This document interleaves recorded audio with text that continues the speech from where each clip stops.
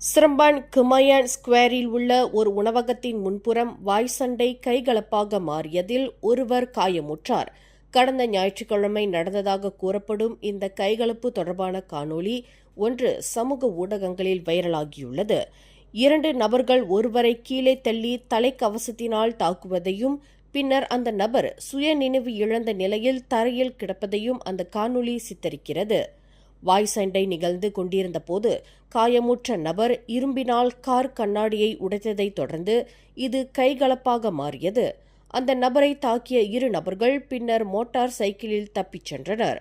இந்த சம்பவம் தொடர்பில் அன்றைய தினம் நள்ளிரவு 12:39 மணியளவில் மாது ஒருவர் போலீஸ் புகார் அளித்துள்ளார். தனது காதலனை 2 நபர்கள் தலைக்கவசத்தினால் தாக்கியதாக அவர் புகார் தெரிவித்துள்ளார் என்று சிரம்பான் மாவட்ட போலீஸ் தலைவர் ஏசிபி அசஹார் அப்துல் ரஹ்மான் தெரிவித்துள்ளார். மேலும் செய்திகளை தெரிந்து கொள்ள கீழே இருக்கும் பெல் பட்டனை அழுத்துங்கள். உங்கள் மகிழ்ச்சியை வெளிப்படுத்த லைக் மற்றும் ஷேர் செய்யுங்கள். தொடர்ந்து திசைகளோடு இணைந்திருக்க சப்ஸ்கிரைப் செய்யுங்கள்.